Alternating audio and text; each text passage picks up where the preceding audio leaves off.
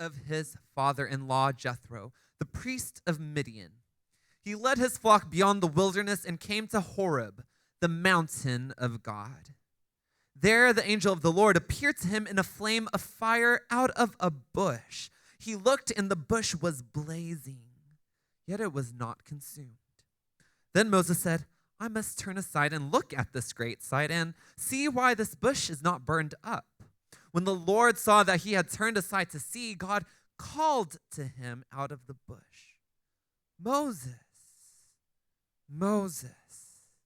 And he said, Here I am. Then he said, Come no closer. Remove the sandals from your feet, for the place which you are standing is holy ground. He said further, I am the God of your father, the God of Abraham, the God of Isaac, and the God of Jacob. And Moses hid his face, for he was afraid to look at God. Then the Lord said, I have observed the misery of my people who are in Egypt. I have heard their cry on account of their taskmasters.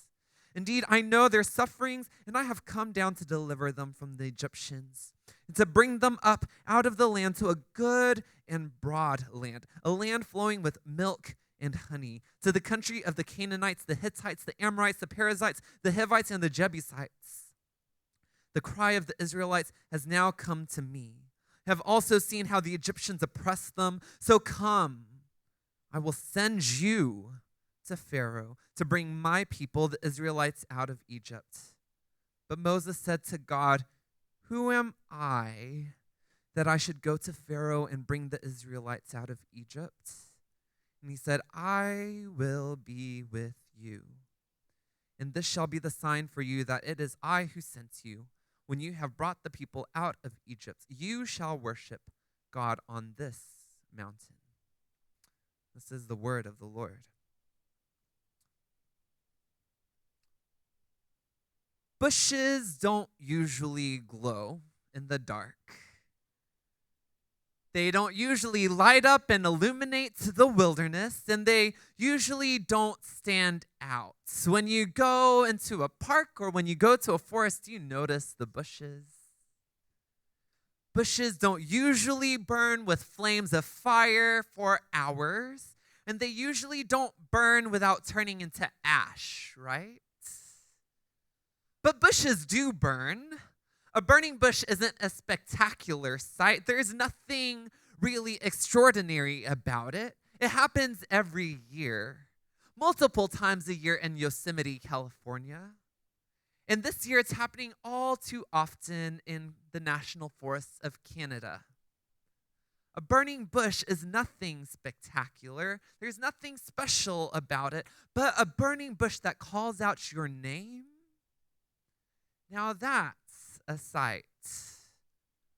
Moses had escaped Egypt. He fled. He was born to Hebrew slaves and was sent away to safety during this time of genocide in Egypt. He was found and raised by Egyptian royalty and grew up in a culture that was not his own. He then fled Egypt after murdering an Egyptian and took up the profession of shepherding in Midian. Everyone used to be a shepherd. It was a common, ordinary occupation. No one thought highly of shepherds. It was safe. It paid the bills. A shepherd was just a shepherd. It was ordinary. Because as Christians, sometimes we've just been raised to hear so much about shepherds in the Bible. For example, King David was a shepherd. And then the angels came to shepherds when they came to announce the birth of Jesus. And even the popular Sunday school picture shows Jesus carrying a lamb on his shoulders. And so sometimes we begin to think that the profession of the shepherd was more glorious than it actually was. But there was nothing special about shepherds. They were everywhere.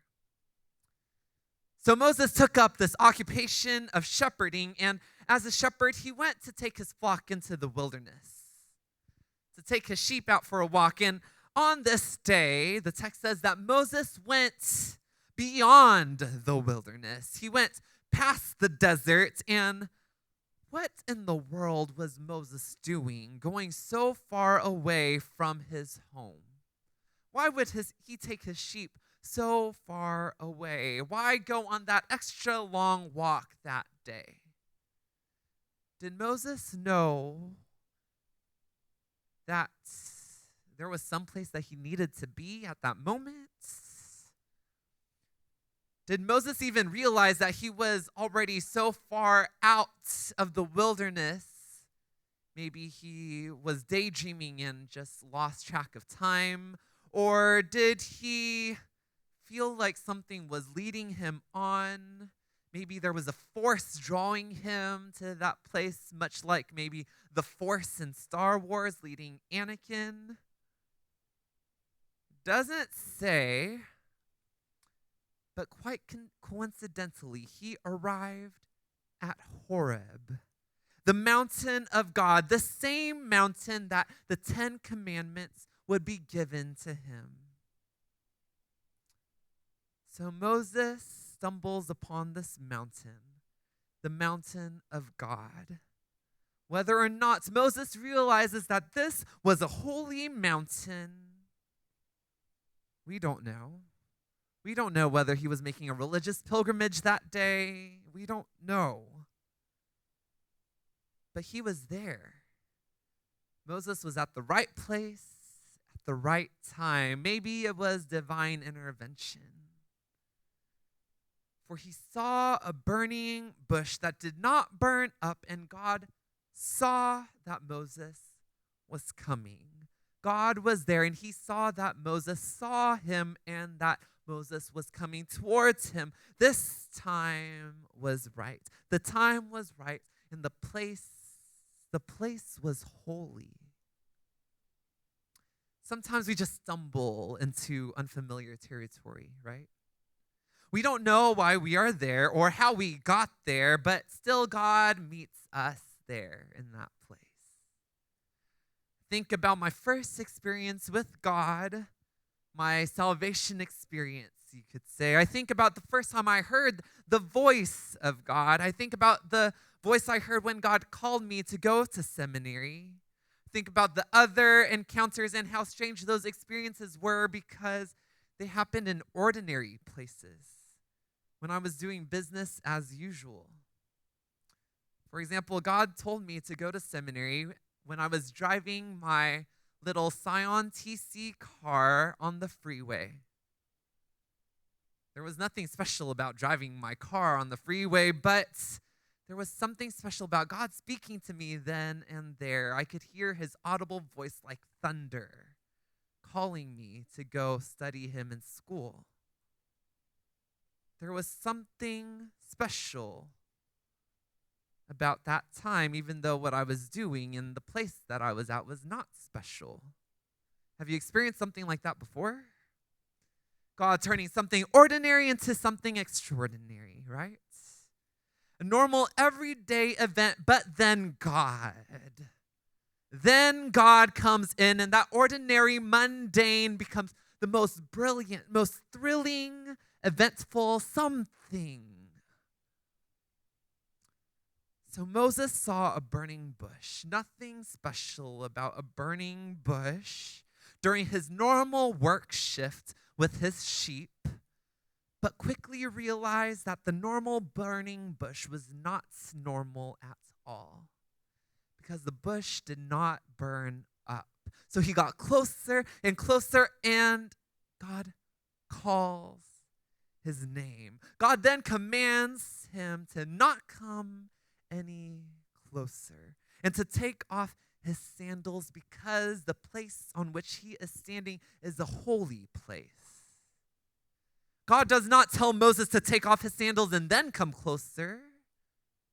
God says, no, stop there, take off your sandals and stay there. God's holiness is too great for that. For Moses to come any closer, even though Moses had taken off his sandals, no, you still can't come closer.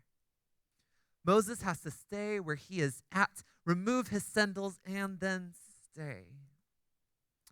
In moments when God appears in our lives, that normal place is also marked holy.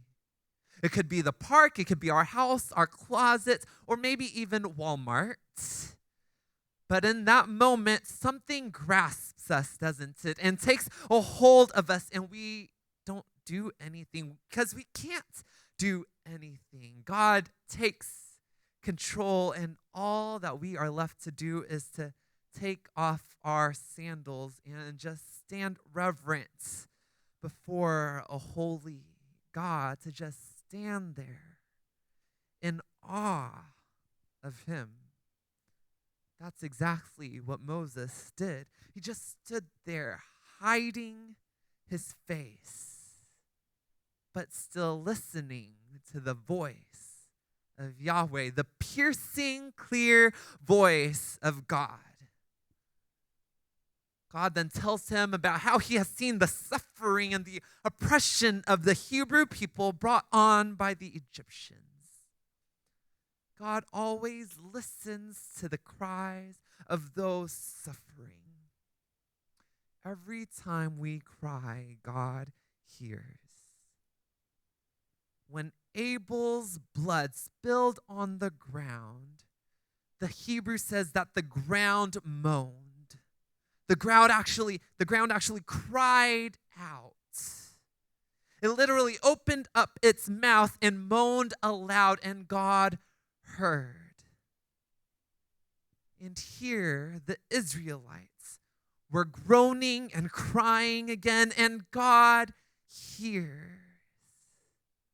So he called this man named Moses, the one who had just switched occupations from being the prince of Egypt to a shepherd, and now God is telling him to switch occupations again. Moses is to bring the oppressed out of Egypt and to be a liberator. He is to bring freedom. And as that all begins